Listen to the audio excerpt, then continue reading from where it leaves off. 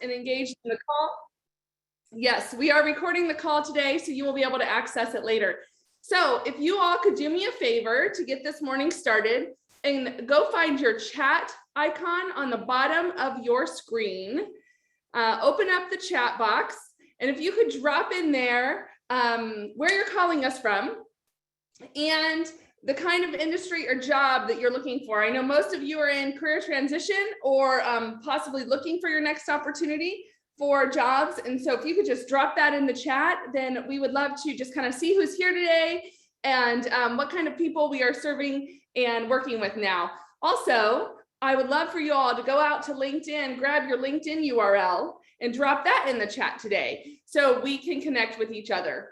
And the best way to do that is just to open LinkedIn, click on your picture, it takes you to your profile page, and then that URL that's in the top of your browser bar is what you would copy and paste and drop into the chat. And so we will, thank you, Jason. As an example, he just dropped his URL right in there. We can click on it. It's blue, so we can click on it, and then we can go ahead and connect directly to Jason. All right, so my name's Jessica Pierce, and I'm our CEO, and I'm just super excited to have all of you here today for a great day. We are talking about networking all day today, and I want to tell you guys a quick story. So 2 weeks ago, we did a topic on salary negotiation, and if you didn't hear that talk, then I encourage you to either go listen to it or read the blog, or when you're getting ready to negotiate a salary or when you get a job offer, make sure you go read that blog or listen to that webinar. We had a gentleman reach out I had a gentleman reach out to me last week. Actually, it was this week, it was Monday. And he said he used everything Pam talked about and I talked about in that keynote talk, and he was able to negotiate a salary for more than he was making when he left his previous position. And it's a better fit. And he negotiated multiple components of it and was able to get a fantastic job offer. So this stuff works, you guys.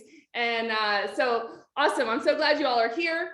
If you would like closed captioning today, you can type this URL into your browser and it will do closed captioning for you. You can also scan the QR code. And when you scan the QR code, that will also open up a browser and you can see the closed captioning. All right, so again, drop in the chat. I see some of you dropping in the chat. Hello, drop in the chat where you're from, your target industry and job.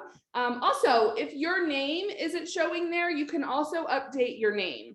And so you just go ahead and update, you just put your full name so that we know who you're talking about, who we're talking to, and that would be super helpful.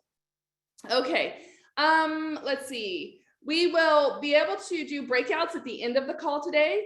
And so when we're ready to do breakouts, we'll walk you through what that looks like. And when we talk about breakouts, what that means is you'll be able to have one-on-one coaching or small group coaching with resume writers, LinkedIn coaches, and more. You'll also be able to talk directly to our hiring companies today and our keynote speaker. All right, be sure to engage in our chat and talk to people, engage with people. Again, today is all about networking. So we're doing our very best to offer that opportunity of networking right here. So the agenda today is networking anywhere with Erica Macbeth. And then you're going to hear from hiring companies. Amkor, Brenda Perry, is a VP of HR, and then B. Trembeth from Rogers Corporation will be here, and Jason Wiseman for WealthWave. And then we'll go into a time of some additional resources, additional information, and then we will do those breakout rooms at the end. Today, we're going to be ending at about 11:30, but we'll have about an hour in the breakout rooms. And so great job on the chat. Good morning, Renata. Good morning, Virginia and Margaret and Dina. And we're excited to have all of you here. Again, drop your URL in here, and then we will be able to connect with you on LinkedIn. All right, you guys, we are so excited to have a new speaker here today with us. In 2018, Erica Macbeth set out on a mission to talk to one stranger a week for a full year. Her journey through the project is chronicled in her book, 52 New Friends, and her video series, How to Make Friends and Beat Loneliness. In an effort To help people connect together in positive ways, Erica founded Macbeth Marketing and Erica Macbeth Productions in 2020. She sits on the Arizona chapter board of the American Foundation for Suicide Prevention and educates people on the benefits of how human connection can transform their companies and their lives. She is a speaker, a writer, a storyteller, an advocate for human connection, and the self-proclaimed slayer of loneliness. Will you please help me give a virtual welcome to Erica Macbeth? Welcome. Thank you, Jessica, for having me with you guys all today. I'm super excited to be here. And let me make sure that I can click through appropriately. Aha, there are my slides. So thank you guys for at least just having me here with you today. This is a passion for me. Networking is a passion that I really kind of picked up along the way. So I don't know how many of you guys out there feel really confident in your networking abilities, but I'm just going to be straight up honest with you. When I was in my early 20s, I really was not that confident with networking. And I'll never forget a time when I went to a networking event and I was walking back from the event with a colleague of mine who was much more seasoned in the business world than I was. And I was really just bemoaning the fact that I really did not think that I was very good at networking. And he finally just stopped and looked at me and said, Erica, I actually think you were the best at networking. And I said, why in the world would you even think that? I think I'm pretty terrible. And he said, well, maybe it's because I just sat there and watched you talk to someone you didn't know for over an hour. And I said, but yeah, we weren't talking business though. We were just talking about his dog. And my coworker looked at me and said, that's networking. Because you see, I think a lot of times we believe that networking is about having a specific conversation about a topic. And if you don't walk away from that particular topic with a specific result, then you feel like you failed. And in the case of actually looking to find a job, that specific result is then a job lead. So every conversation that you walk away from, that you don't get a job lead, you feel a little bit more beat up and a little bit more worn down. And after a while, networking seems really pressure-filled and hard. And by the way, the more beat up you feel, the less likely it's going to be that you're going to get one of those all-important job leads. So I am not going to talk to you about networking in a serious way today. Instead, we're going to look to have a little bit of fun. And I want to cover some really interesting topics, like where can you actually go to find people to network with? And I'm also going to talk about ways that I have actually found jobs in the past through networking. And by the way, it is not in the place that you think it would be. And we're also going to talk about what to say when you're networking so that you walk away from every single conversation feeling like a winner. Does that sound like a plan? Awesome, you guys. So before I get into all of that, I feel like it's only fair that you guys should have a little bit of background about me. Because you see, you may not know it by looking at me, but I'm a person that has suffered with depression on and off throughout my entire life. And 2017 was a really rough year for me. I'd had my heart broken. I had some medical issues. The new job that I thought was going to be so easy and lucrative, it really wasn't. So I was struggling with a lot of different things throughout 2017. And every night I would come home to my condo, I would go into my bedroom upstairs and sit with my 3 little dogs, and we would just sit there and watch Netflix. And it happened night after night after night after night. And after a while, I started feeling the fingers of depression starting to creep back in on me. And then it was just by pure coincidence that I happened to hear about a walk that was being done for suicide prevention in downtown Phoenix.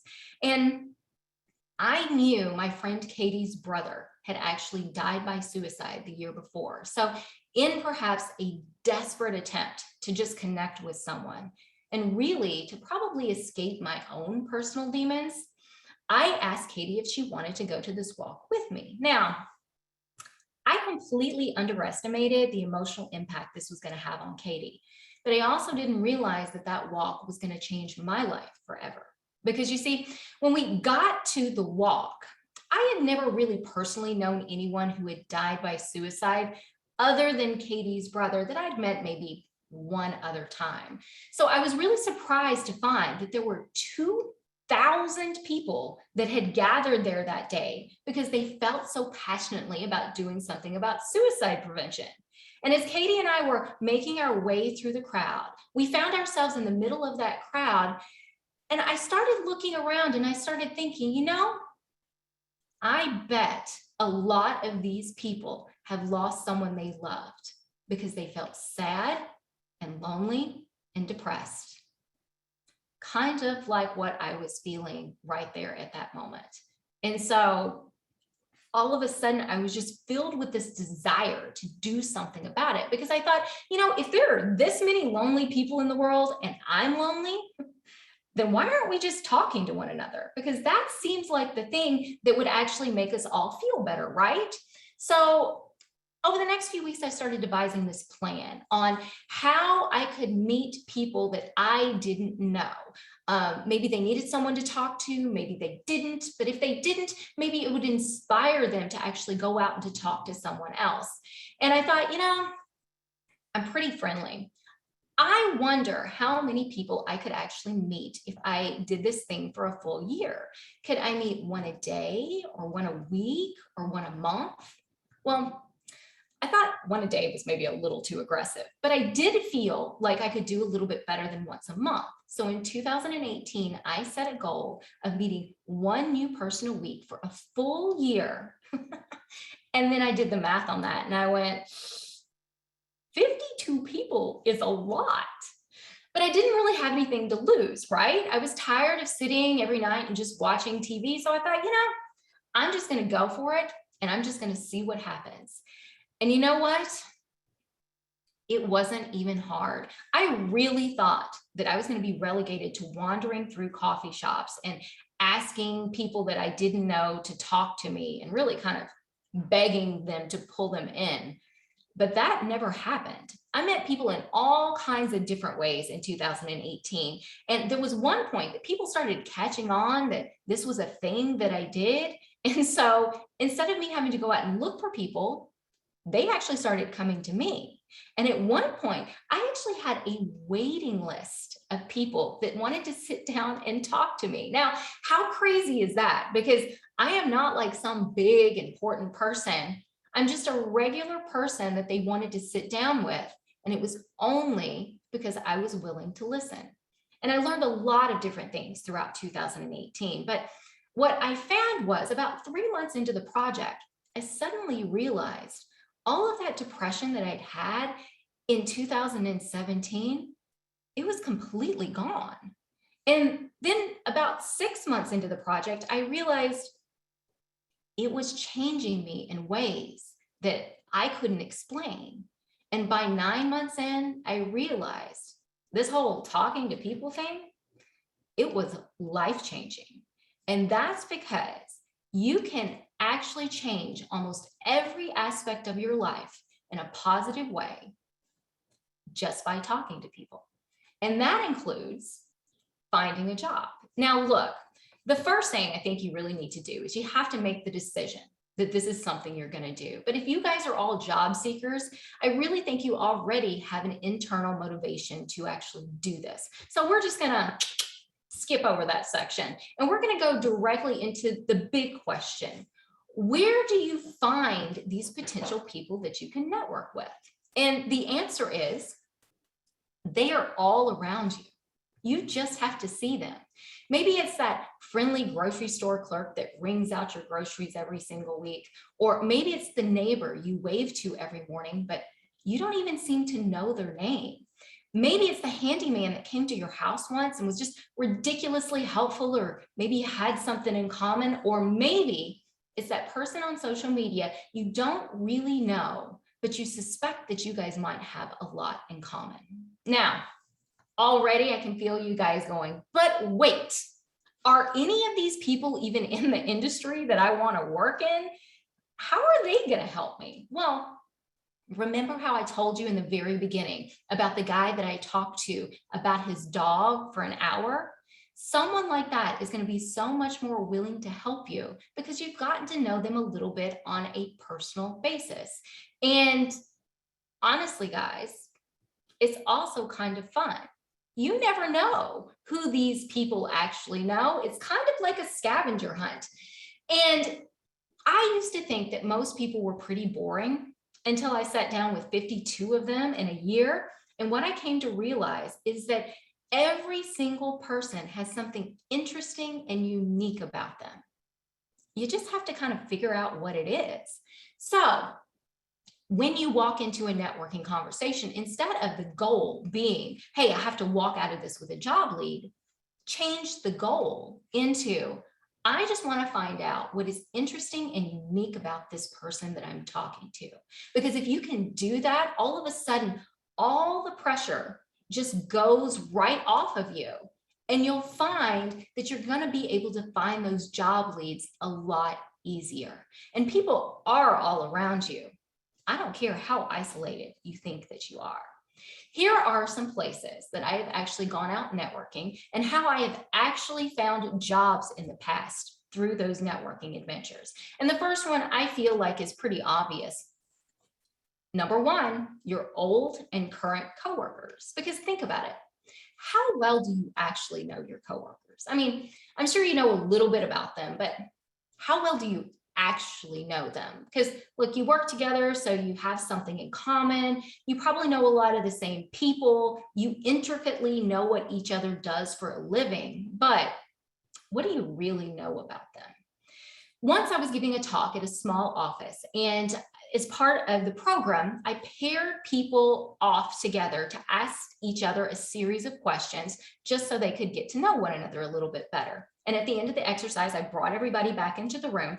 And then I asked the group if they had learned anything about the person they were talking to that they hadn't known before. And all of a sudden, a hand shot up in the back. And it kind of surprised me. And so I asked the guy what he had learned about this person he had talked to, and his eyes actually lit up, and he said, "This guy over here, he's a semi-pro video gamer."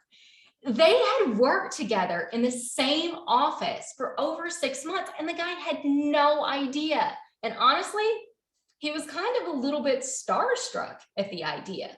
And if that guy had wanted to work in the gamer world, don't you think it would be important for him to know that the guy sitting right down the aisle from him was already in it?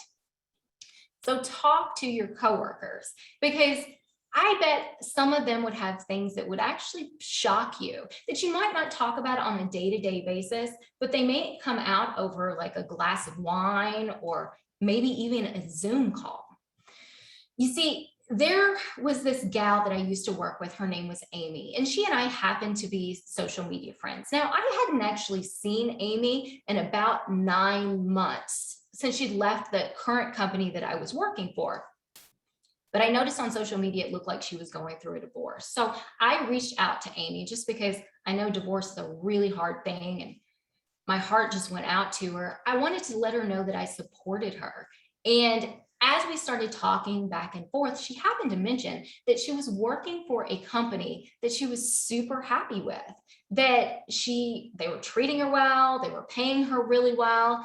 And she then casually mentioned that they were also still hiring. Now, Amy had liked working with me in the past, and my interest in her personal life actually reminded her of that.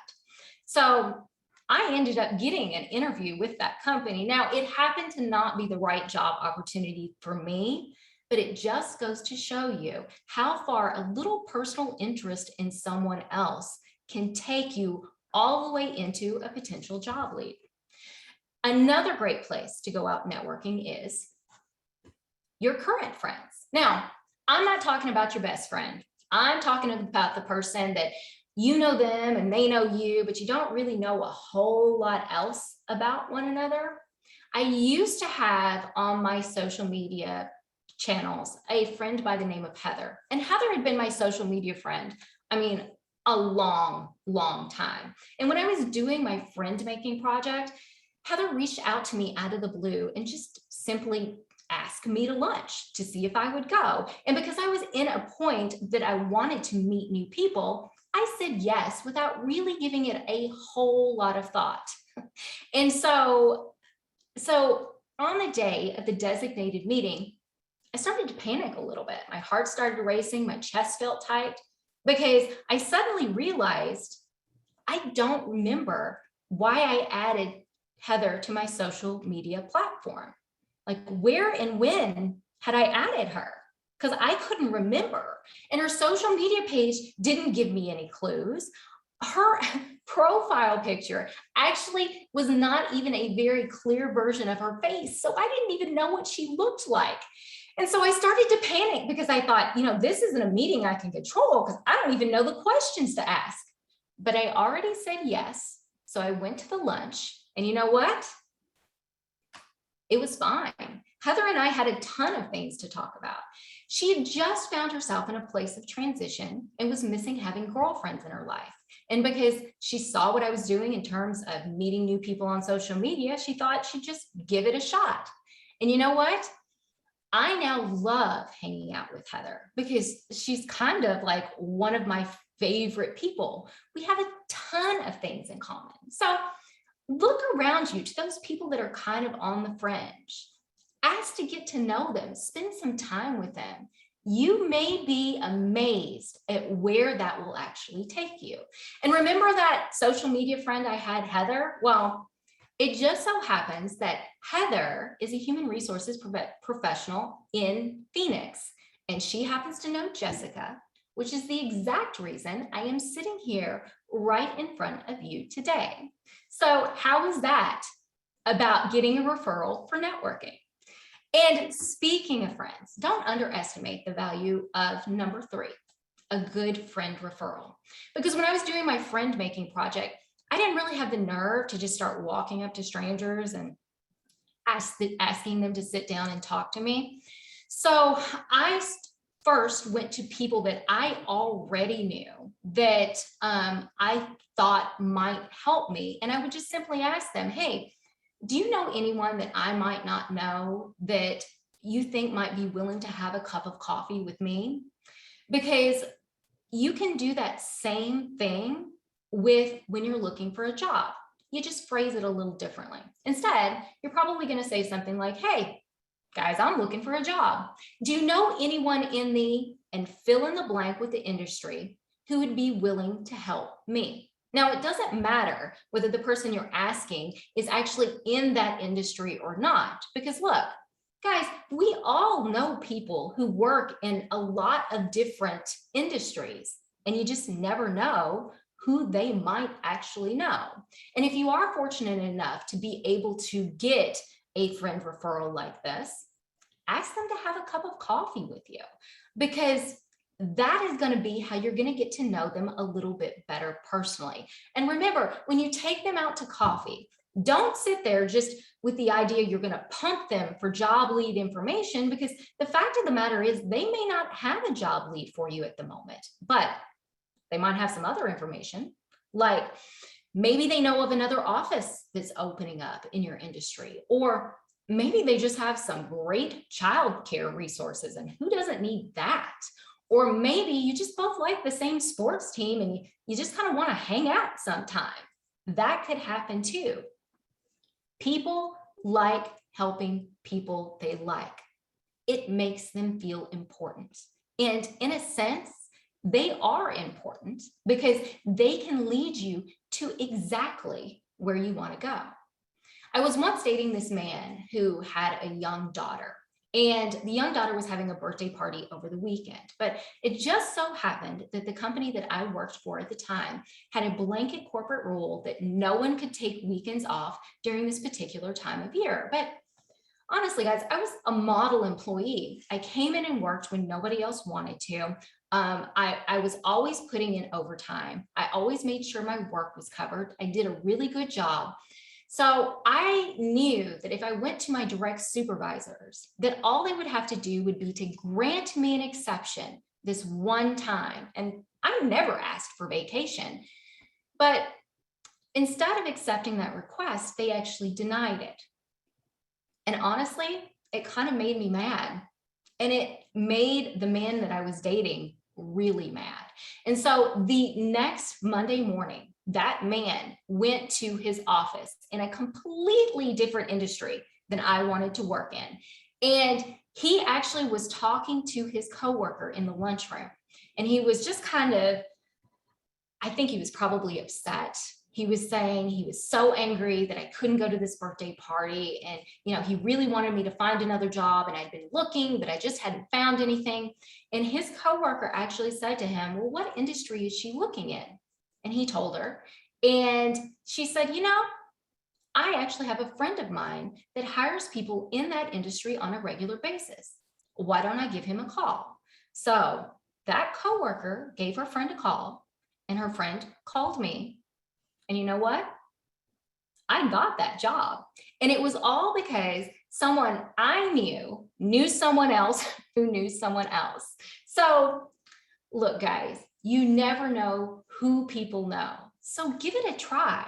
You might be surprised at how far perfect strangers will go to actually help you. Now, I've mentioned this next option of networking a few times already, and I know not everyone likes number 4, social media, but I believe it's a tool. You can use a tool for good, or you can use it for evil. So why don't we use it for good? Because you see, the last company that I left, I just simply made a post saying I no longer worked for that company anymore. And my social media blew up with opportunities. Now, some of those opportunities did come from former coworkers, but some of those opportunities actually came from people I knew personally, but I wasn't even totally sure what they did for a living. Some of those opportunities actually came from people that I just added to my social media page because I thought they looked cool. And I didn't even really know them at all. But as it happened, I already had another job lined up. I already had a path or a journey that I was about to take. But one of those opportunities was pretty interesting. And I thought it was going to lead to something that I thought was going to be just a temporary, side hustle. But it's actually turned to a whole marketing consulting company in its own right. And it was all because of an opportunity somebody gave me over social media. So you just never know where those types of networking opportunities are going to come from. And now the last option for networking I have for you, I think it is the most important, but also most convenient place for you to meet new people. And it is go and talk to your neighbors. Because look, guys, I'm a huge proponent for this, but I don't think I've ever heard anyone else actually talk about this. When I was in college, we studied advertising and how demographic areas like neighborhoods often have people living there that are very similar in demographic status. A lot of times people that live in the same neighborhoods often make very similar incomes. They also have some similarities in things like their age, their children's ages, sometimes even their marital status. A lot of times they shop at the same stores. They may know some of the same people. And if you go into your neighbor's house and open up their pantry, you might be shocked to learn that they eat a lot of the same things you do, all the way down to maybe even the same brand of ketchup. So if you're looking for people that you have things in common with, your neighbors are actually kind of a little bit of a gold mine. But here's why I think that they're important. You see, about a year ago, there was a fire in my neighborhood, and all of the neighbors came rushing out their front doors to really assess the situation very quickly, which is not something that normally happens in my neighborhood. Most of the time, most people just kind of stay buried in their houses until something like a crisis happens, and then they all rush out. And here's what I noticed about that particular situation. The people that are living in the closest proximity to you are the ones that are going to be able to help you the fastest in a crisis. That's right, your community, they're going to help you and keep you safe, but only if you allow yourself to be a part of it. So those people living next to you, honestly, guys, they're pretty important. How many of you guys know the names of your neighbors that live on either side of you? If you know the names of the neighbors living on either side of you, I'd like for you to go into the chat box right now and put their names in the chat box. And I'm going to wait to see how many people actually come up and know the names of their neighbors. I'm not seeing anybody putting anything in the chat box right now. So, oh, here's a couple of people. Well, listen, guys, those of you that are actually putting the names of your neighbors in the chat box right now, you guys are the exception to the rule. I kind of feel like most people don't even know their neighbors. In fact, they kind of actively try to duck out and avoid talking to their neighbors. But those people that are your neighbors, they're important. You should have some communication with them, because if not, it can sometimes lead to miscommunication and even animosity. And who wants to live next door to that? These people are a gold mine of opportunity. I once, probably about 5 years ago, lived across the street from a gal by the name of Jen. And Jen and I got to know each other well enough that sometimes we would just pop back and forth across the street to each other's houses. But Jen and her husband eventually moved away. And I hadn't seen Jen for probably about 6 months. We'd kept in contact, but I was just really busy with work. And so one day we just decided to have lunch just to kind of catch up and see how each other were doing. And during that lunch, I just said that I wasn't really super happy with my job at the moment, and how I was kind of thinking that I should probably start looking for something else. And Jen looked at me and said, "Why don't you come work with me? We're hiring." And I looked at her and I said, "Wait, don't you run a daycare out of your house?" And she said, "No, silly. I stopped doing that 6 months ago when we moved. I actually work in human resources at a tech company now." And so shortly after that lunch, I applied for that job. And you know what? I got that job too. Now, by this time, you're probably saying, okay, I got it. Okay, go talk to people. There are opportunities that are out there. But the real question really is, so what do you say? Come on.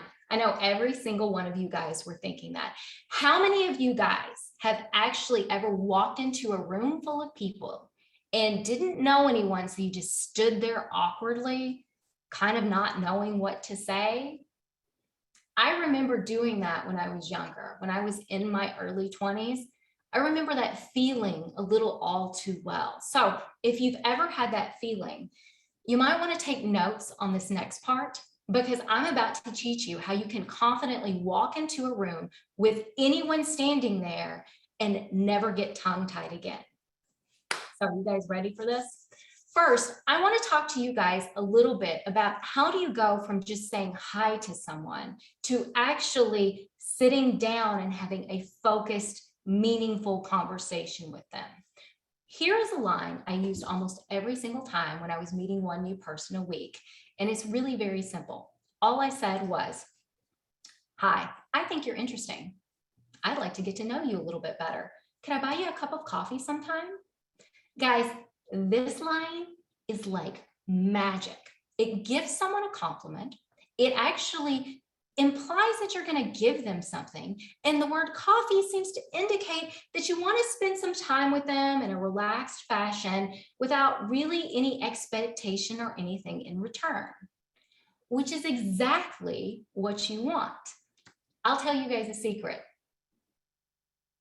I don't even drink coffee. I drink tea. But do you know how many coffees I've been on?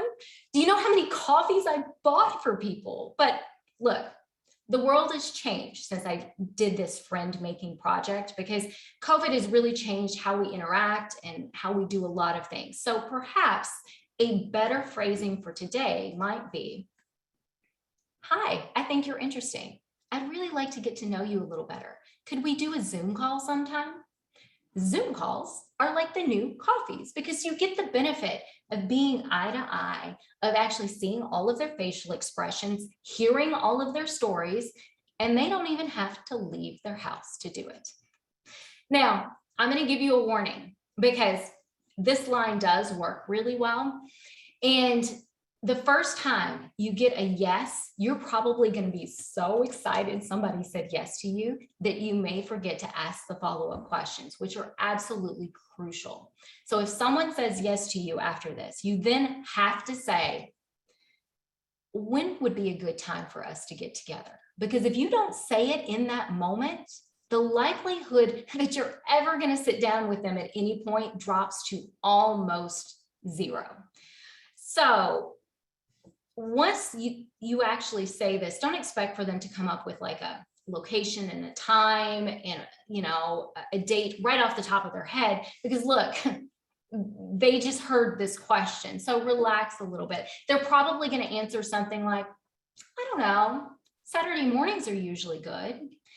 And then they'll probably indicate a way for you to contact them, like maybe a cell phone number, or sometimes they'll even friend you on social media.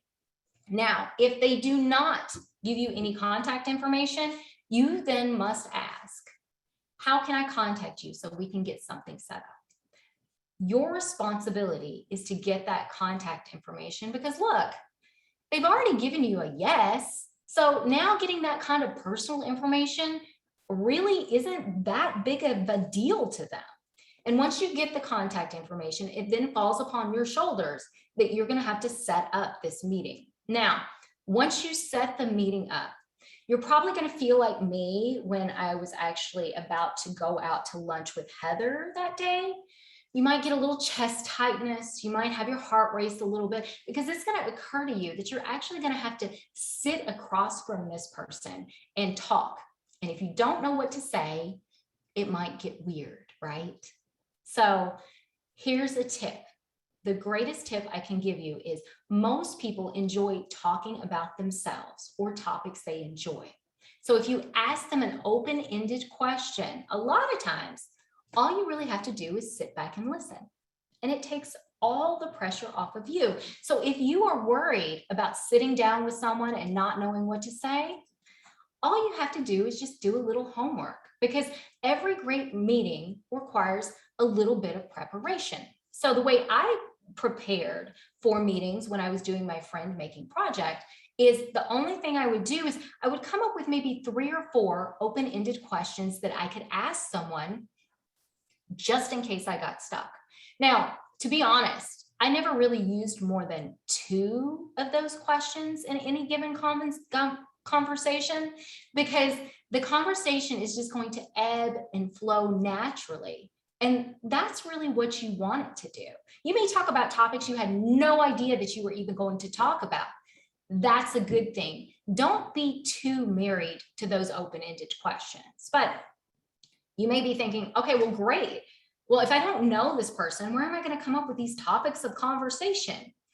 And this is where being a little bit of a social media stalker is actually really a good thing. Because you see, if you already are friends with them on social media or you have their first and last name, sometimes you can get in to see their profile and you can find a whole picture of who they are right inside their social media page. And so you can get a feel for what they like and what they don't like, and you can craft those questions based upon that information. Now, some people just don't have social media, or maybe you only have their first name. That's not a problem either. All you have to do is start out with an open-ended question that anyone could answer, like, where are you from? Or what do you do for a living? Or tell me about your family. Everyone has answers to all of those questions. But I would also probably add in like an open-ended question about where you met. Like if I met Allison at the hairdresser, I might ask a question like, so how long have you been coming to that hairdresser? Because I guarantee you, whatever the answer is, there's probably going to be a wealth of information in there that lets you get to know Allison just a little bit better. And I like to call this whole thing the art of chit chat. Now, I didn't make this up. This is something that came directly from my mother, because when I was a kid, my mother would take me with her shopping. And every time she got near a cashier, anywhere in the town. She automatically knew their name, their family, and intimate details about their life, so much so that I just thought that all mothers knew this sort of information about cashiers. But I got a little older and then realized what she was actually really a master of. She was master of this thing called the Art of Chit Chat. And it goes a little something like this. First, you ask an open-ended question that anyone could answer. Second, you listen to the response and acknowledge it. Third, you ask another question that is based on the information that they just gave you. And fourth, you repeat these steps until you hit upon what I like to call a landmine of mutual interest, or really just something that kind of makes the conversation flow. So, is Joey Richardson on this call? Joey's here, yes. Yes. Awesome. Hi, Joey. Hi, how are you, Erica? Great. It's so nice meeting you. I know that we saw each other when we were kind of doing the tech in the very beginning before we let people in the room, but Yes. you and I have never met, correct? Correct. Okay, so I just want to let everybody know that so they don't think that this is some kind of canned thing that I'm doing. So I understand you are new to Career Connectors, correct? Yes. Yes, 2 months. So tell me a little bit about your role and what you will be doing for Career Connectors. I am the executive director, and my role is to help provide funding sources and work with corporate partners and just help kind of move the brand and the vision forward. That's awesome. You know, I always think that people that can somehow network their way into a little money is really interesting. Did you have a background in that at all? What's your background like? You know what, my background is business development, building teams. So yes, I have some background in that for sure. Okay. Like where did you work before that you kind of built these teams? Several different places, Event Solutions magazine, Central Christian Church, at a meeting and event planning company. So several different places that I've done that. Okay, so you sound like you were really good at events. Yes. Yeah. Well, I enjoy it, but you can do so many incredible things when you have wonderful people on your teams. So that's helpful. This is true, really. So what do you think, how do you attract those really great people that are like on your teams in the past? Have you done anything special that kind of attracts and brings those people in? I think a couple of things. You've touched on a lot of it this morning is I talk to people. I listen, I see what they're interested in. I find that people want to be part of something. And especially when there's a vision that's exciting and engaging. So it's really just a matter of, finding out what do they like, a little bit about them, like you were talking about. How do we talk about, how do I know you a little bit personally, so that I can say, hey, I just want to invite you or consider being part of this because I think you would really love it because you have this talent or this skill. And then really getting them on board, making sure it's clear what they have to do, and just helping empower them to just really do what they're capable of and kind of step out of the way, but coach and encourage along the way. So I think that that's fantastic. You make me kind of like want to come and help you and like work for you, because like when you got like a bunch of cool people together, it just makes it really fun, right? Yes, absolutely it does. And it should be fun. And it should be fun because we're doing fun things. Yeah.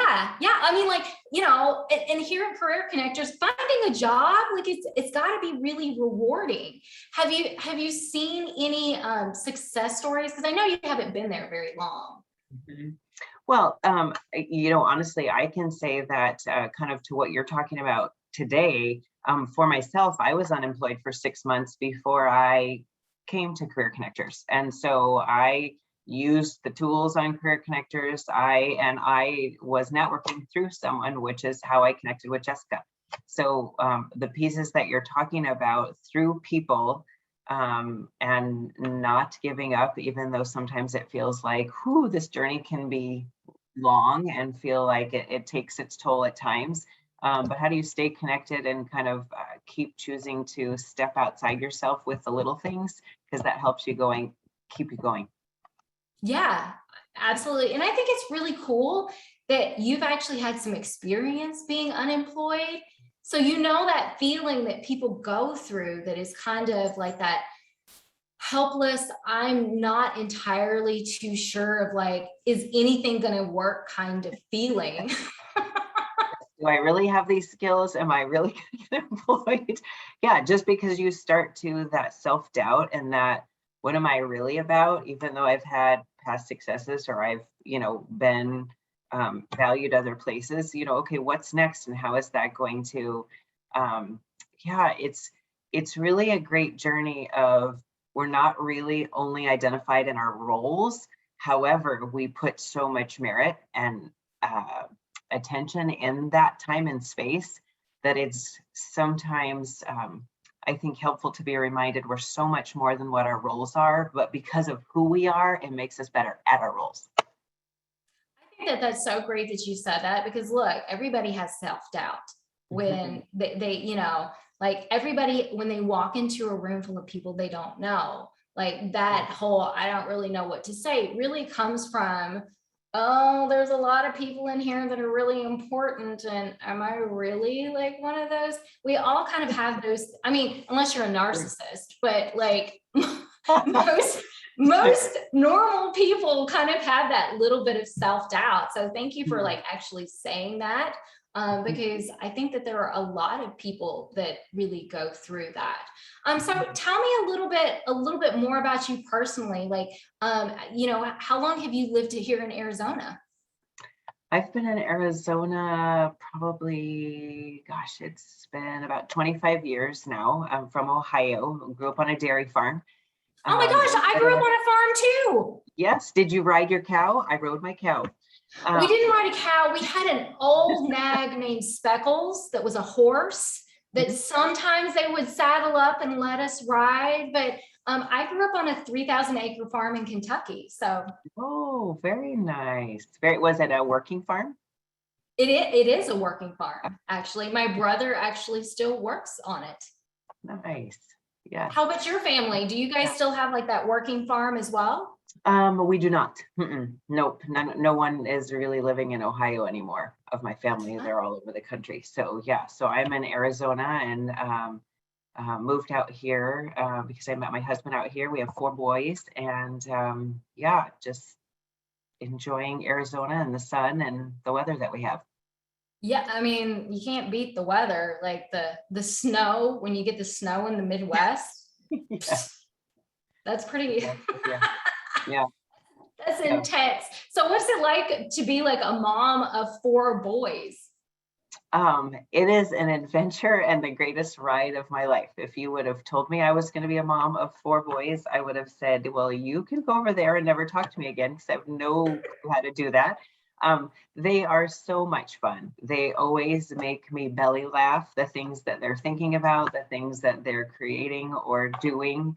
They have made me better. They have stretched me in ways I never knew I could be stretched, but I wouldn't trade it for anything in the world. They're great. So what ages are your boys? 2 17-year-olds. We have his and hers. Twins? Yeah, no, we're a blended family. So his and hers, okay. Then a 19-year-old and a 22-year-old. So okay. So they're a little bit older now, so they're not like as cute and cuddly as they were once upon a time. Yes. They're boy men is how I'd like to describe them because they're working really hard to be men, but still trying, it's a process. So yeah. They're amazing. They're amazing. Yeah. So yeah. Boys are also always a lot of fun, sometimes a little stinky, but yes, absolutely. That's just the way boys are. Well, I know we still have a little bit of time, Joey. Do you have anything else that you would like to tell the group about yourself? Gosh, I would just like to say that I'm really glad that you're all here because I have, walked in your shoes and been on the job search and the things that Erica is sharing this morning couldn't be more true about connecting with people, because it does a couple of things. It helps you just really realize that you're not walking this journey alone, even though COVID and kind of sometimes we have to isolate and we have to be at home. Just these little connections can really make a big difference and go a long way. So yeah, glad you're here. Awesome. Awesome. Well, I don't want to take up too much of your time today, but do you guys hear on the call? Did you guys see how easy that was for us to just start that conversation and get moving? You don't have to be a rocket scientist to be able to just sit and ask questions. I mean, Joey did all the work. So thank you, Joey, for telling us a little bit about yourself and your trek at actually becoming an executive director of this amazing organization. So thank you for that. But do you guys know why my mother became such a master at the Art of Chit Chat? She was actually just playing a little game with herself in order to pass the time along, because she didn't like running errands. And so she found that having a little game to play actually was a lot of fun. And the longer time went on, the more and more people she got to know, the more information she gathered about people. And at the end of the day, the people in my little small town in Kentucky all knew and adored my mother. They would do anything for her because she made them feel important. And when you make other people feel important, they're going to make you feel important in return. And they'll help you. You see, this whole thing that we call networking is actually just an exercise in kindness that we give to both ourselves and to other people. And I know that everybody wants like that straight shot at the target, and networking isn't really that, but it does work. And if you guys ever want to like hone up on any of your networking skills, I always enjoy meeting new people. So you are always welcome to come find me on social media. I'm Erica Macbeth at Facebook. I am Erica Macbeth on Instagram. I am Erica Macbeth on Twitter. And I am Erica Macbeth on LinkedIn. And if you're just looking for a daily motivational minute, I am also Erica Macbeth on YouTube, and you can find me there. And if you've been looking over my shoulder this whole time and wondering what this thing is right behind me, well, I also wrote a book about my experiences meeting one new person a week. It's called 52 New Friends. All of the profits from this book go right back to the American Foundation for Suicide Prevention. So you can actually purchase this book on Amazon, or you can purchase it on my website at ericamacbeth.com. And I have one final thing for you guys, because I want you to think about your life like it is really just a gigantic room full of closed doors. And on the side of every single door is an opportunity. Now, look, the way that you get to that opportunity is you have to walk through the door, but sometimes you knock on the door and the door is locked. And sometimes you knock on the door and it flies back and hits you in the face. And sometimes you knock on the door, you open it, you look around, you realize it's not the right opportunity for you. And so you then move back out of that room. And sometimes it feels like you are knocking on a lot of doors. And if you feel that you're knocking on a lot of doors that way and you just don't know what else to do because nothing seems to be happening, try talking to people, because the opportunity that you really need might be the door that is opening up right behind you, that all you have to do is look over your shoulder and go, wow, that opportunity is really good. Walk through the door and you will say, that was pretty easy. And guys, that is exactly how you network. Thank you so much, Erica. We have a couple questions for you. We have a couple minutes here. So you, one of the questions by Dina was, she missed one of the ways to network. So you said old and current coworkers, friends, neighbors, social media, and then did you say anything else? Yes, a good friend referral. So that's when you just ask people, hey, I'm looking for a job. Do you know anyone in this particular industry that you think would be willing to sit down and help me? That's great. What about ongoing relationships? So a lot of people will network heavy during the job search.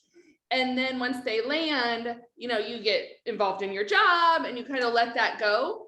And then if you're looking again, which most people are looking about every 2 to 3 years, they're either getting a new job or looking, and then they have to like re-engage that networking. So do you have any tips for the ongoing relationship? Yeah, I mean, look, these people are all around you. Opportunity is all around you all the time. You just have to be open to it. So it's really just a matter of, you know, like talking to people as you go all the time, because you never know where it's going to actually lead you. If you're just constantly open to other people, like my friend Jen that lived across the street from me, I didn't know she'd gone to work for a tech company. People will like jump jobs and jump industries, and you may not always be aware of it. Like when I posted that last job that I worked for on social media, a lot of people came up with opportunities. I was like, really? That's what you're doing now? I had no idea. So I think it's just kind of being aware of who you know and really having the courage to just like talk about it and ask those questions. I mean, when you're looking for employment, it just doesn't have to be during a specific period of time. It realistically should be all the time, because I've had job opportunities that have come to me when I was like, no, I just got this other job and I really don't want to be looking at anything else, but I have gone on interviews that, you know, just as a favor for people because I liked them so much and they really wanted me to interview. So I just went and did it. And then when I got into the interview process, I realized that the job that they were about to offer me was way better than the job that I had. So you really should be just talking to people on an ongoing basis. Yeah, that's so good. And then we have a lot of people on here today that are saying they're introverts. And so this whole thing really kind of makes them nervous. And you've given some really good tips. Anything else specifically for people that are introverts? Yes, and I'm so glad people are asking this question actually, because I do like some actual like a little coaching on the side for people if they really need it. There's a gal that religiously watches my YouTube channel, and she came to me not long ago and she said, you know, I've got this opportunity where I'm supposed to go and I'm supposed to meet a lot of new people, but I'm really scared because I've always been an introvert. Where do you find the courage to do this? And I mean, the trick is you just have to utter out those first few words. That's the hardest part. But a lot of it is just mentally getting out of your head. Because if you're an introvert, a lot of times introverts like to beat up on themselves a lot because there's that voice in their head that says things that aren't necessarily true. But you have to realize that nobody looks at you and sees all of the flaws that you see. They're so worried about their own flaws, they're not even looking at that kind of stuff. So it's really just finding the courage to have that first open-ended question and ask somebody something. That's all you really need to do. I'm getting to the point where I don't even believe that there is such a thing as introverts and extroverts. Because what I truly believe, there are people that they feel more comfortable being more introspective. That is true. But I think a lot of people are introspective and only do that introspection because they sort of have some type of insecurity inside themselves. That's their comfort zone they have to break out of. But I don't think that they realize extroverts do the exact same thing. There are a lot of extroverts out there that want people around them all the time because they don't want to have to look at what is inside of them. That's really scary for them. And so that is also a point of insecurity too. I really do believe everybody needs a little bit of having people around them that care about them and really support them. And everybody also needs some quiet time for introspection. So in that way, I don't know that there is such a thing as introverts or extroverts. You just have to take a deep breath, and just go for it. Just find that courage in yourself and you're going to be fine. Yeah, that's so good, Erica. I know I'm an extrovert and networking tires me out. And so I totally agree with you, regardless introvert, extrovert, there's maybe different ways you have to attack it, but it's something you really have to kind of put yourself out there and try to get comfortable with. So thank you so much for being here. I haven't read your book yet. I have it, but I know Sheila did and loved it. So thank you for being here. Everyone, this is how we do the virtual clap. So if we could all, yay! Erica, thank you so much. We really appreciate you. All right, guys, we are now moving into the part of our program where we're going to actually be hearing from hiring companies. And the first one is a good friend of mine. I'm so glad to have you back, Brenda. I think I've known you for now like 8, 9 years, something, maybe more. Our kids went to school together and have been good friends for many years. And so Brenda has been with Amkor since 2001. And she's currently the VP of Human Resources and Data Privacy and the Data Privacy Officer. She has worked in HR within the high-tech industry for over 25 years. Brenda globally supports initiatives involving physical infrastructure security and virtual infrastructure security. And also, she loves philanthropy projects focusing on social and ethical responsibility. She's probably the most well-traveled person I've ever met. And I'm honored to have you here, Brenda. So welcome, Brenda Perry. Hi, thank you so much. I am honored. I absolutely love this forum. I love your organization, and I am actually honored to be invited. So thank you. So I am with Amkor Technology. I don't know how many people are familiar with Amkor, but we are a global semiconductor company. And I would say when we say semiconductor, that could be a large realm of things, but we are what we call a packaging industry, where we work with, I'm going to use Intel because Intel is a big employer here. We take their wafers and we slice and dice them and we put them in these little packages that where you open up your motherboard of your computer and you see those little squares. Those aren't the chips, those are actually the packages. So what we do is the technology to ensure that that microchip works thermally with signal integrity. So if you keep it on, it's not going to catch on fire.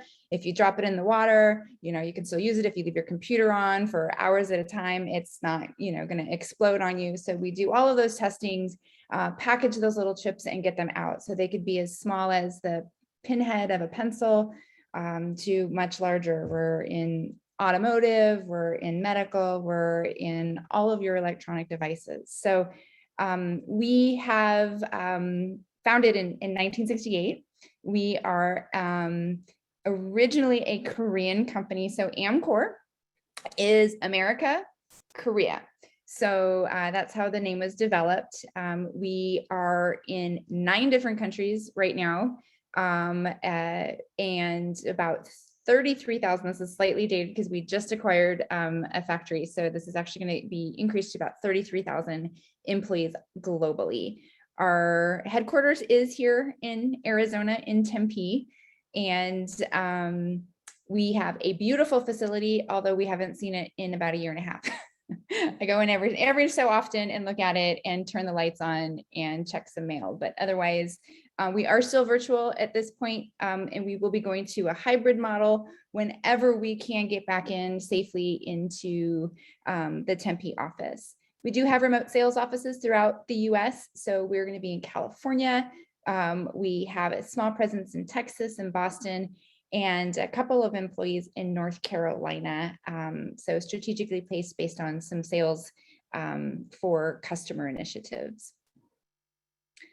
This is where we are on a global basis. So you will see that we are predominantly in Asia, but we do have sales offices in a small factory in Europe. We have a small presence in France.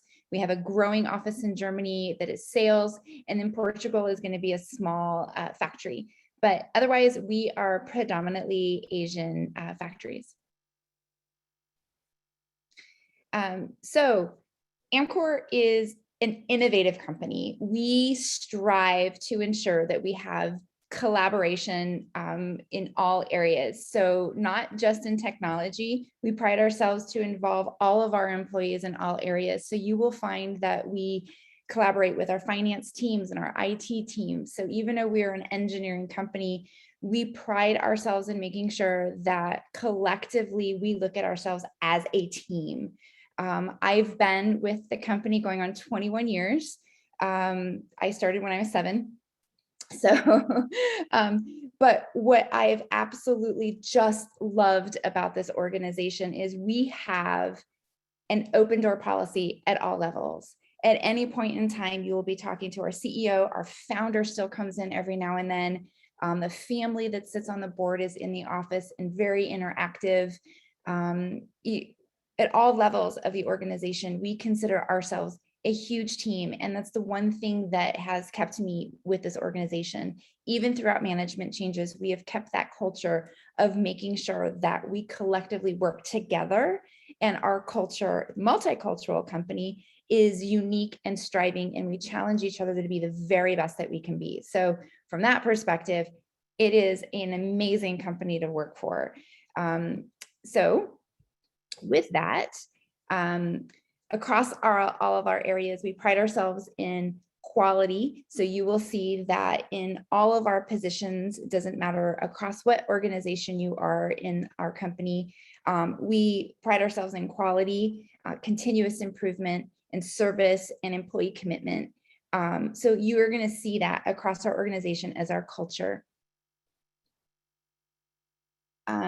Again, we couldn't be diverse if we were being in 9 different countries, right? So I say that we're like the United Nations.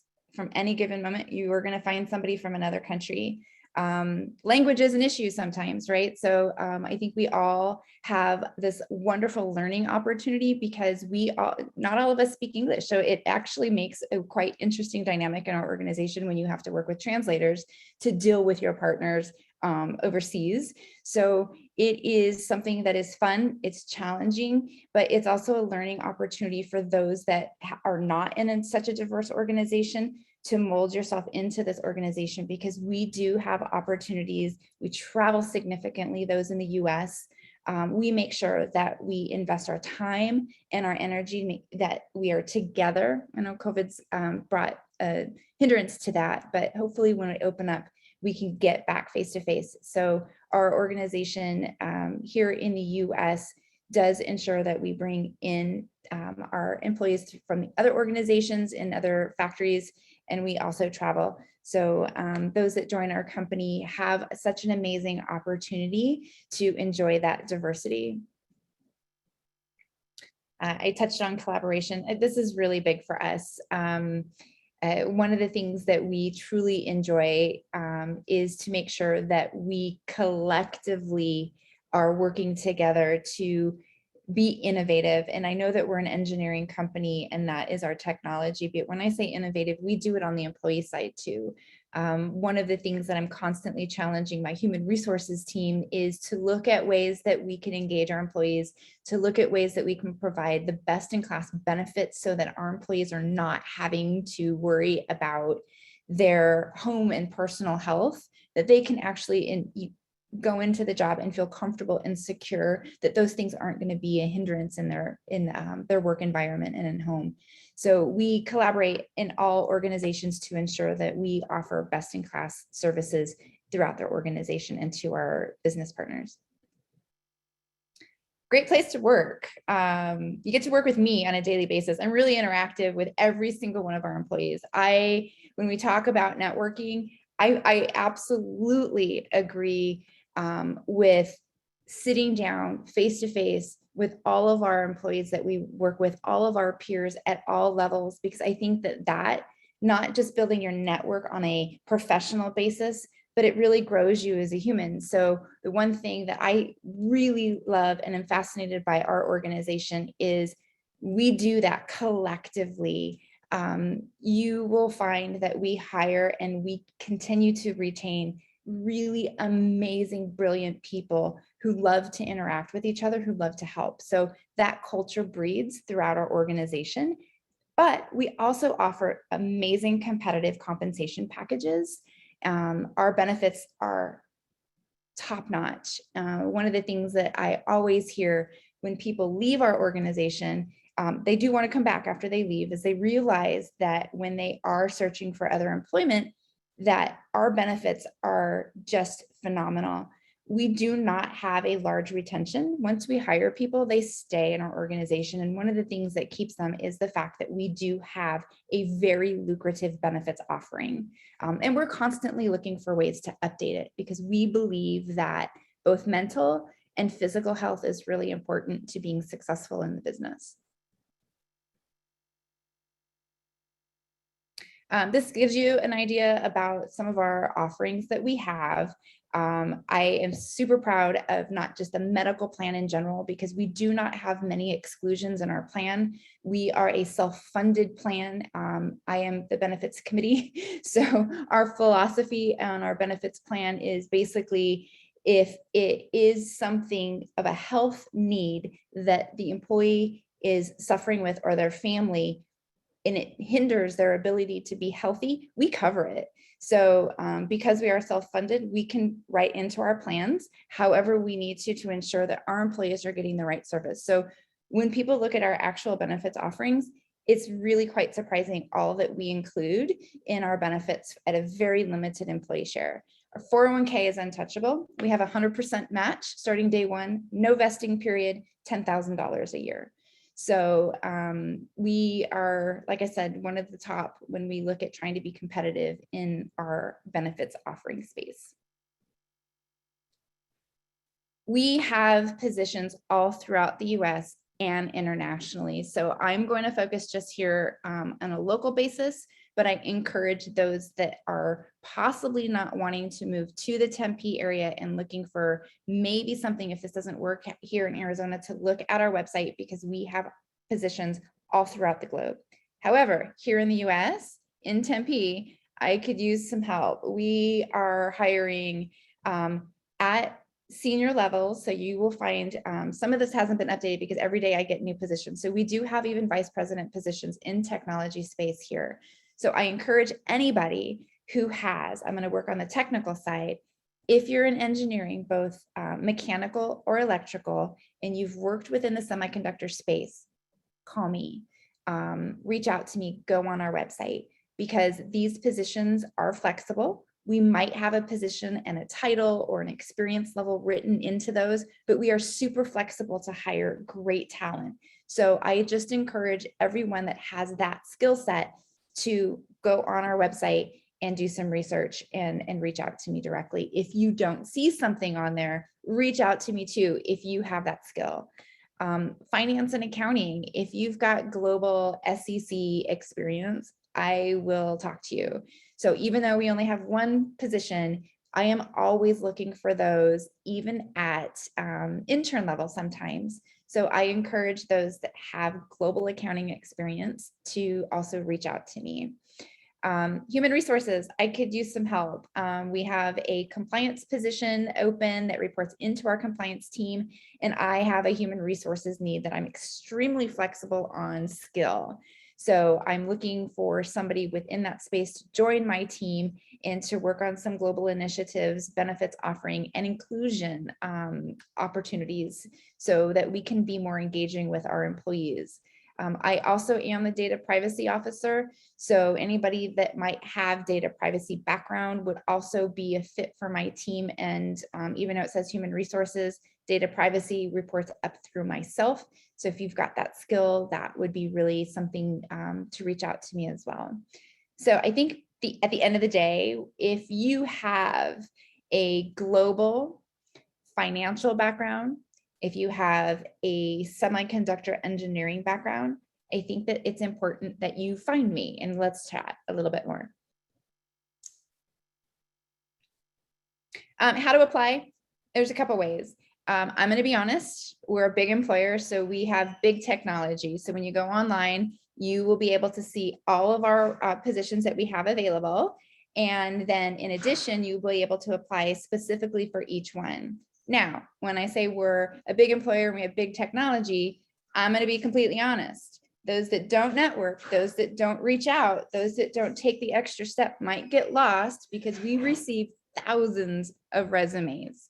And it does get cumbersome looking through all of them and sourcing all of them. So if you feel that you might be getting lost in that shuffle, which I encourage everybody to do, reach out to me directly.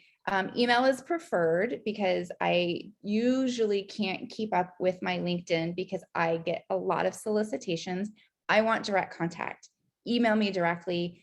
I am on my phone. I'm on my computer pretty much 24/7. You will get a direct response.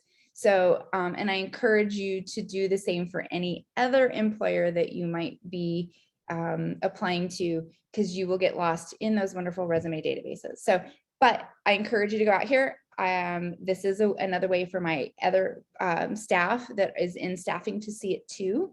We do get to them quickly as much as we possibly can, but I don't want you to get lost if you feel that you actually are somebody who directly fits our organization.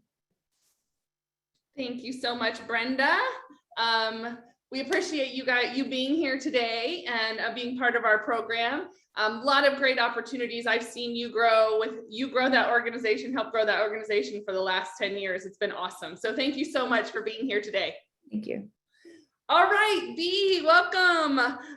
We are so glad to have you here. And B is currently the HR manager at Rogers Corporation in Chandler, Arizona.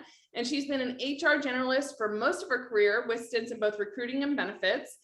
She's a strong generalist with experience of all disciplines in HR. And her experience spans from the large Fortune 500 companies to mid-size, as well as some small private companies and nonprofit. So she has experience within manufacturing, chemicals, HR, etc. And B, we are just thrilled to have you here. Welcome. Hello. Hello. Nice to be here. Thank you very much, Jessica. Yep. So Rogers, I think of as kind of like the hidden company in Chandler. I'm always kind of surprised when I talk to people and they're not familiar with Rogers, because I think we have a lot of work to do to kind of get out in the community. But I think that's just an opportunity. But they've been here for quite a long time, and we actually moved our headquarters to Chandler about 4 years ago. So I am actually part of a certain business unit, which we'll talk about in a minute, but we have several different business units, but we're really kind of focused on, as we show here, on powering, protecting, and connecting people in communities. So this is just a little bit about our history real quick. And like I said, Rogers has actually been around for quite a long time. We started as a paper manufacturer and obviously grew with technology and the changes that happened over time. And currently, the business unit that I'm in which has most of our operations in the US here in Arizona, with some small operations in Bear, Delaware, and Rogers, Connecticut, makes, and so it's over there on the right-hand side as far as what we do. We're under advanced connectivity solutions. And so really in simple terms, we're making dielectric material, which is really kind of the material that goes into like chips and anything that does that kind of connectivity with electronics and wireless technology out in the world today. So that's what we're doing. So we're developing safe solutions through high frequency laminates and prepregs, which are used in collision avoidance, blind spot detection. We do a lot of work with vital communications, like we're very big on the 5G, some of the technology that's in the wireless towers, in the 5G wireless towers, of course, and also in some portable devices, and that's antennas, a lot of defense applications, and so on. And so one of the biggest growth areas, and of course, is in electronic vehicles and hybrid electronic vehicles. And so that's a real big focus here, and it's really exciting technology that we're working with right now. We do have a couple other business units, the Power Electronic Solutions and Elastomeric Material Solutions. They are not something that I support directly, so I'm not real familiar with them, and those are not the opportunities that are in Arizona.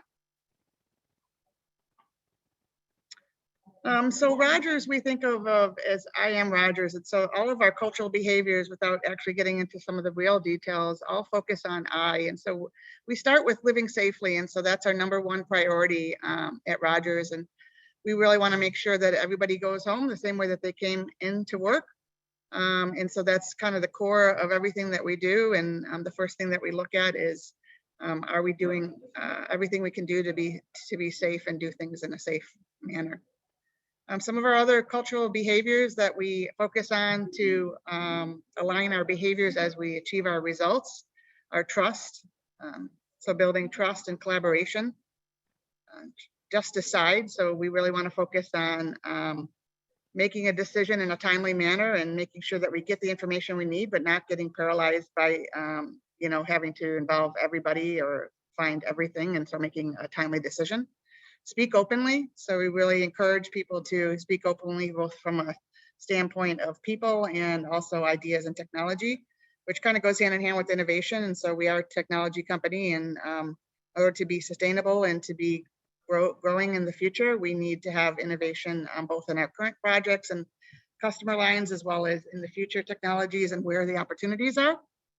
And then simply improve. And so again, in order to be competitive in the marketplace and continue to grow, we need to focus on how can we improve and be more efficient at what we do, and be able to then take on and be able to have capital and profits that we can spend in other places and so on.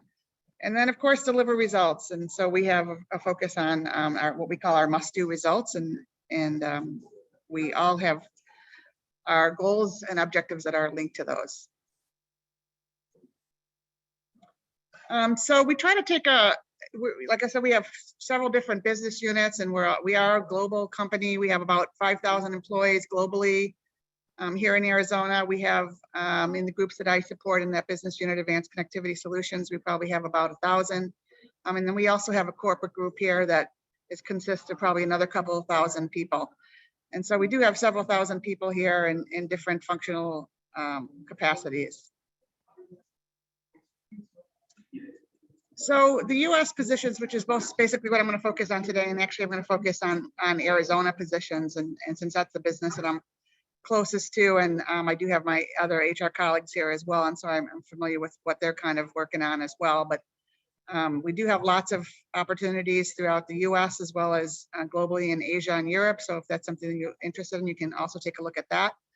But speaking just to the US, we have a pretty competitive salary package that consists of both a base salary as well as a bonus, depending on what the level and things that you come in. There's some other things that come in as far as profit sharing and things like that. Annual incentive compensation and bonus plans are based on the level that you come in and the work that you do and how successful the company is and how successful you are on an annual basis. And then our health benefits in that package is very competitive as well.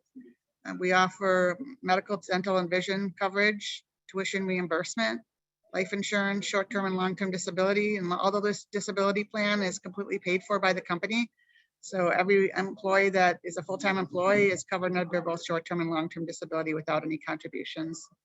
So if you enroll in one of our medical plans, you can get into a health savings account, and you also can get into flexible spending accounts. We have a 401k plan with a company match, which is actually 3% on, 50% on the dollar, up to 6%, and then also a 1% employer contribution annually each year. Then we have some other things of wellness reimbursement, of course, paid vacation and sick time, employee assistance program, a global stock ownership program. We do matching gift programs. We also do scholarship programs, and then of course, lots of corporate training, and we definitely promote and support development of our people. And being in a technology company, that's huge, is that we have to grow the future talent that we have so that we can grow our company. So some of the positions rather that we currently have open in Arizona are listed here. And so I support directly the operations group, which consists of operations, quality, engineering, supply chain, production. So that there are positions that are open right on our production line as production operators. So there's multiple openings and shifts. In a lot of our areas, we run 24/7 shifts. So there could be a shift on the front end of the week and the back end of the week. They typically run 6 a.m. to 6 p.m. and then 6 p.m. to 6 a.m. We do have some kind of off shifts for second, third as well. And we do have one area of our operation, which we run a little bit of a variation of a shift, but we really have kind of a lot of options to choose from if you're looking for a production position. And then we have positions in our corporate group, and that's things such as the pricing analyst, the tax manager, the talent acquisition manager, the SAP solutions architect. So we're currently in an exciting transition. We're actually transitioning everything, all of our ERP and our systems from Oracle to SAP. So that's an exciting project going on. So an opportunity for a senior SAP solution architect. And we also have a senior tax accountant opening. We're looking for a quality director to kind of oversee or have an arching oversight for our quality globally. Then we have a director of accounting and controls and a senior accountant. Within my group, we also have a quality engineer. So that's a mid-level and quality engineer that we're looking for. So someone who has done some work in quality engineering. And then we have a sales position and a key account manager and a technical service engineer position. So that's just kind of a sampling of the positions that we currently have open. Like I said, I've just focused on the areas that I'm very kind of conscious and aware of at the moment. But there's a multitude of opportunities. They change on a daily basis. And I invite you to reach out to me with any questions, anything that you're looking for. I'll see if I can get you in touch with the right person if I'm not that person. So that's all my contact information up there. And you can reach out to me by phone, by email, also on LinkedIn. Fantastic. Thank you so much, Bea. We appreciate you being here today. Sure. Thank you. All right, we're going to move on to our last speaker, and Jason Wiseman. And so Jason and WealthWave are one of our actual partners that support this program. But the reason we brought Jason in is because I don't know if you guys have all heard of what is being coined the Great Resignation. And so the data is telling us that about a minimum of 40% of people are going to be changing jobs this year. And so there's a lot of reasons behind that, and we may do a talk on that soon. But there's one of the things are people just reprioritizing the kind of companies they want to work for, the kind of jobs they want to do. And so one of the things we've done is brought in different organizations that have different types of opportunities. And so this is one of those, WealthWave. And Jason's going to talk to you about what the opportunities are there and the kind of company that they are. And so he spent 2 decades in the corporate world in the semiconductor industry. And then his business experience has ranged from owning his own consulting firm to purchasing a franchise that he and his wife ran.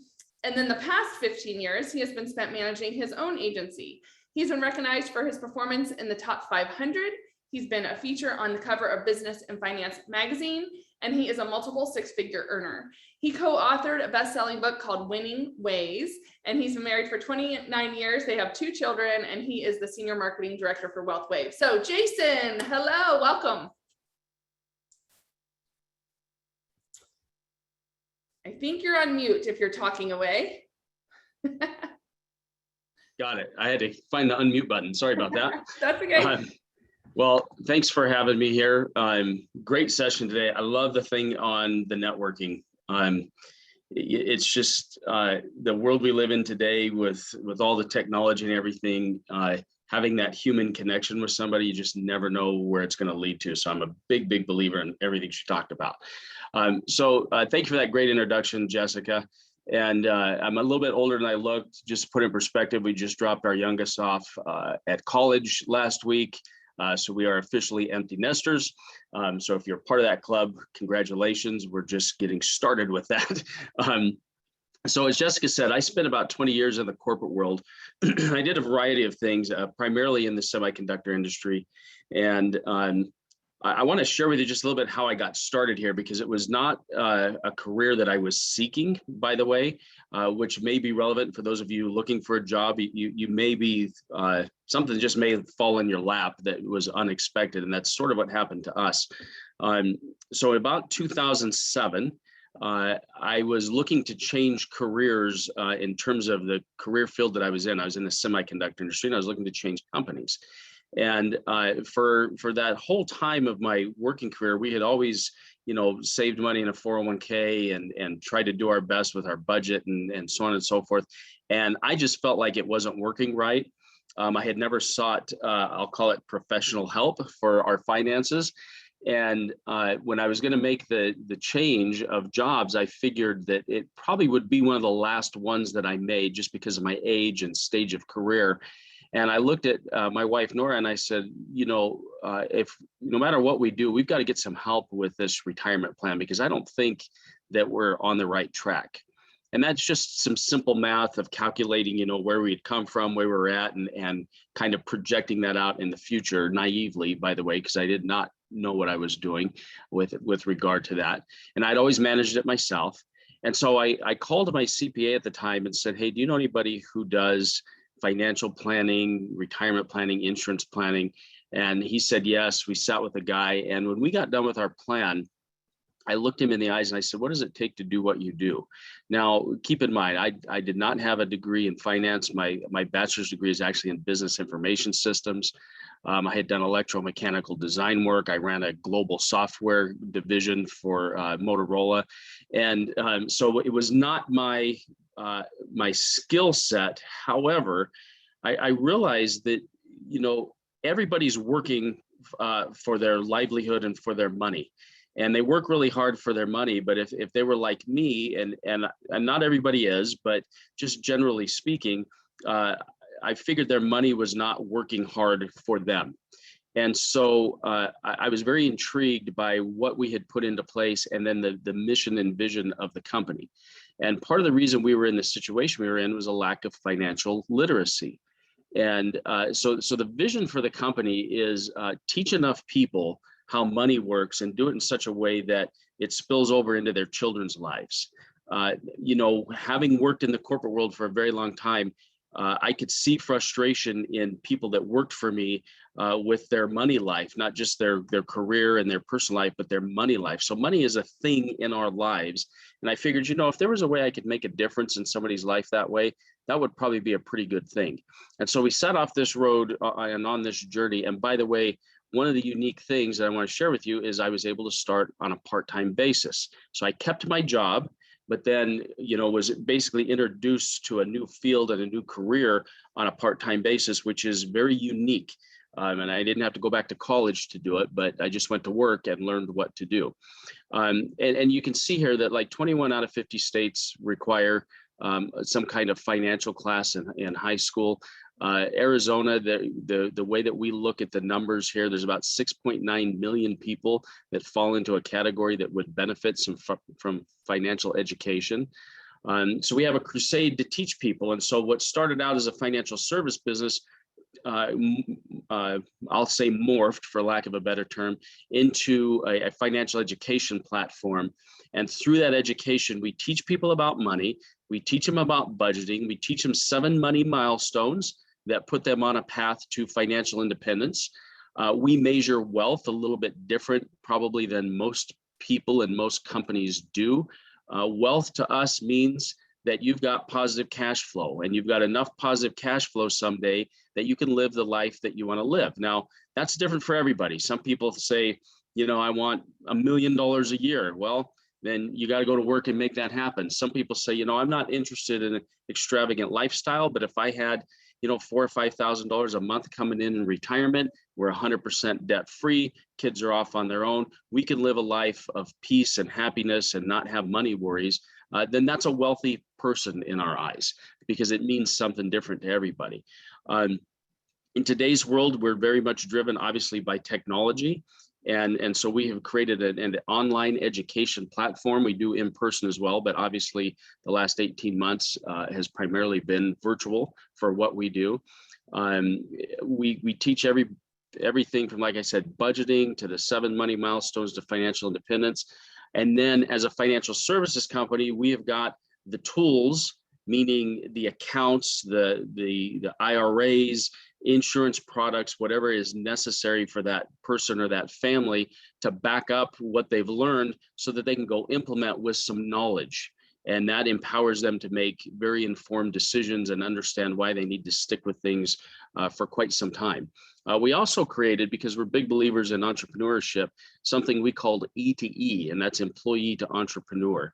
And what that means is that we walk people through a very simple but thought-provoking process of, maybe you're thinking about starting a business. Maybe you're going to turn your hobby into a business, or you're going to create something new. What are some challenges? What are some ideas that you might need to run through your head before you start throwing a bunch of time and money at something, and make sure you're just moving in the right direction? And whether that direction is with us or someplace else, we just know that entrepreneurship has a special place in a lot of people's hearts. As Jessica said, about 62% of people that are surveyed say they'd love to have their own business, but the pathway to get there oftentimes gets in the way. So we've tried to smooth that road out. As far as education goes, we've been featured on over 190, I think, today, television, radio, internet interviews with our book called How Money Works, Stop Being a Sucker. And this is our education platform. And of course, we do have an online version of that. We've distributed to date close to 1 million books out to the public for free. You can buy the book on Amazon, and if you get in touch with me, I will send you one for free. That's how much we believe in what we're doing. You know, that rising tide lifts all ships. So why would somebody choose us as a platform or a way to even just earn some additional income? Well, number one, I would tell you our industry is one of the highest paid industries on the planet. I've never said this before on one of these sessions, but I just think it's important for you to know there's money to be made here on a part-time basis. In my career here, you know, I've had months where I've made, and again, I don't tell you this to brag. I just want you to know that it's a big industry, about $102 trillion industry. And when you serve people, you get paid to do that. So, you know, I've had months where I've made in excess of $40,000, $50,000 just helping people get their finances in order. And so that's very achievable for somebody. So the money is good. The solution, the platform, this is important when you're starting a business. As Jessica said, I started my own consulting practice back in 1999 from scratch. I know the challenges there. We bought a franchise that came with a whole different set of challenges, mostly money challenges, by the way. It wasn't the system, it wasn't the product. Franchises are very cash flow intensive things, especially for the first 4 or 5 years. So we have a turnkey solution. It's a very low point of entry from a money perspective. It's a licensed profession. So anybody that works with us are required to have licenses, and we support them in getting that. There's ownership. For me personally, I had never worked anywhere that had a pension.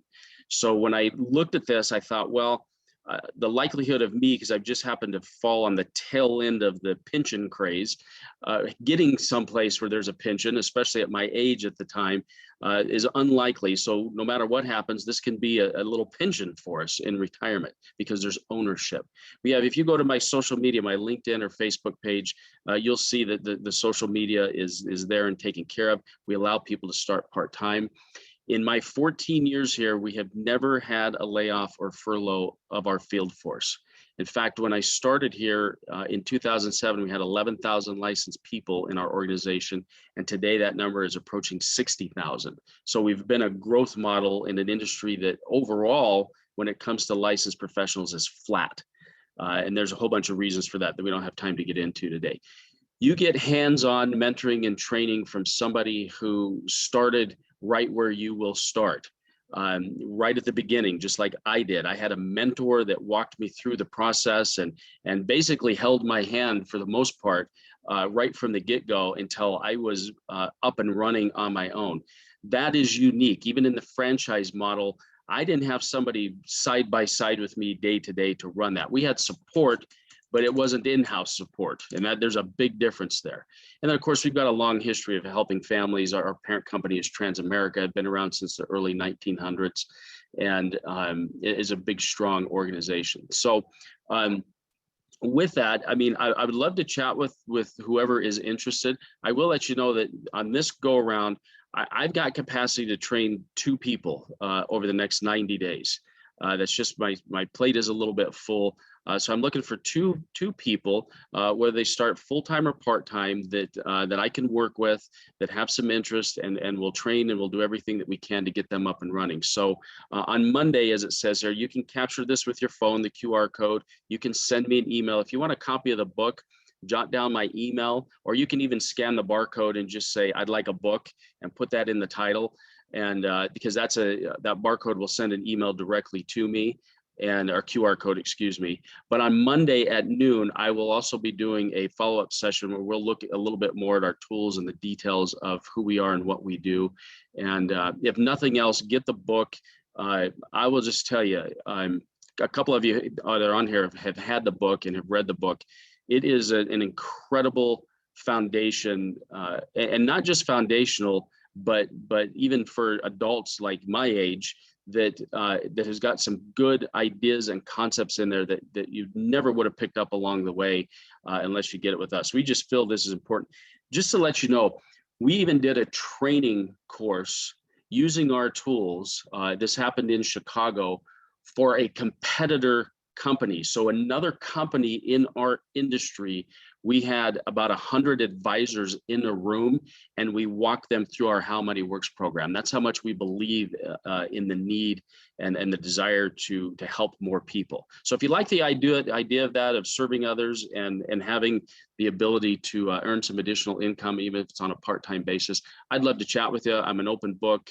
I'm always going to tell you the truth, no matter what. And like I said, I'm looking for 2 people that I can just get with for the next 90 days and get them up and running and independent. And that just helps us help more people along the way. So with that, I'm all finished. Jessica, thanks for the great introduction and the session today. Awesome. Thank you, Jason. We appreciate you being here. I know you've helped a lot of our people, so thanks so much. All right, so a couple more things before we go into our breakout session. If you have any feedback for us, we would love to hear it. You can email us at any time at contact@careerconnectors.org, and we receive that directly. And our staff meets every Monday morning, and we go through any feedback we have been given by you guys. So thank you for that. Thank you to all of our partners that make this happen around, virtually right now. So we're everywhere.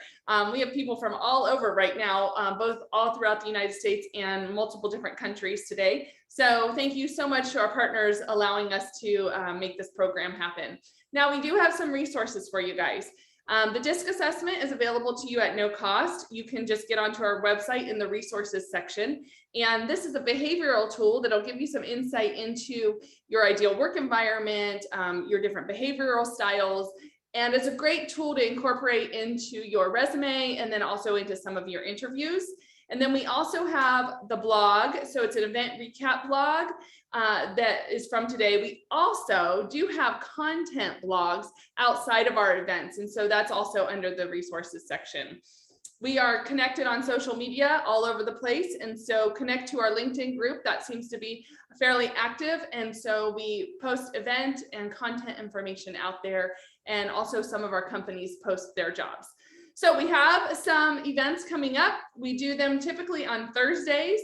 The next one is September 9th. And this is a really cool one, you guys, because what we do is we take 3 or 4 of the professional resume writers that have been certified and trained and been doing this for many years. And we have a discussion with them about resumes. So we take your questions and we ask our resume writers how to get through applicant tracking systems. Why, if my resume goes into if I apply for a job, why don't I hear back? How to get around that? What are the components to add to a resume? What's the right way to write a resume so it'll get read? And so this is not just guidance from people that have interviewed or done a couple resumes. These women have been doing this for many, many, many years and know how to work that. So we will have 3 or 4 companies right now. We have Concentrics booked, but look for our email to see the additional companies that come in. Then Thursday, September 23rd, we are doing something called Job Palooza. We have over 20 employers that we are booking. And when we say East Valley, these are employers outside of or in the Arizona area that are in what we call the East Valley. So located in like Tempe, Chandler, Gilbert, Scottsdale, Mesa. And so over 20 employers that you'll be able to directly talk with. And there's the list of who we have right now. And this will be a different kind of setup. We will be using a new technology. So currently we use Zoom for most of these calls, which you click on a link and you get right in. For the Job Palooza, it's set up differently. where each employer has their own booth in their own room. And you're going to be able to jump into those rooms and have one-on-one discussions with them. And so what we need you to do if you're interested in this event is click on the link on our website to register for the event, and then you will get a link. You will be able to register in the Brazen system. And so you need to do both of those steps to make sure you're fully in and you have your profile updated. This will give you direct access to these employers. So looking forward to that. And then I also wanted you guys to know, we talked a lot about networking today. And one of the things that Erica talked about was social media. And so on LinkedIn, one of the really important components on LinkedIn is to make sure you have a headshot. So, which is a business portrait. So we have, our Pro Studios headshots. These dates are actually our old dates. I'm sorry. We'll get the new dates listed, but you can go to flashphotovid.com/headshots to sign up for one of his sessions to get your headshot taken. Here's the cool thing, you guys. These are at no cost. So Gordon Murray travels around Arizona and takes your photo for free. If you would like additional touch-ups or if you would like to give him a donation, you can absolutely do that, but these are free and no cost to you. So go onto his website and you can see exactly the sessions that are coming up that you can sign up for. And then here is, this is our homepage. And the reason we show you this is because if you look in the bottom right, the CC webinars section, that is where this event today will be posted. And so if you want to go back and rehear, Erica and her tips on networking, if you want to hear from any of our speakers and employers, you can go there and take a look, but it's under CC webinars. And then if you're new today, then you will start to get an email from us every Monday morning. And it talks about the events that are coming up for the week. Thank you to all our volunteers. You guys are awesome. We so appreciate it. It takes many, many, many volunteers to make our events run. And so thank you to all the ones that are here today. Susan is doing our event recap, which we'll have access to usually within a couple days. It's a blog of the whole event that happened today. We are always in need of different volunteers. One that we have right now is a writer, a blog writer. And so if you're interested in that, you can contact Sheila at careerconnectors.org, and she would love to talk to you about that. We typically ask people to serve once a month at one of our events and to blog the event. So thank you for anyone that might be interested in that. And then if you don't know, Career Connectors is a 501c3 nonprofit, and it takes us about $42 per person to run this program. And so if you would like to donate now or after you land a new position, we would greatly, greatly appreciate it. And you can donate directly from our homepage on our website. There's a link. Or if you have any questions about that, feel free to reach out to me anytime.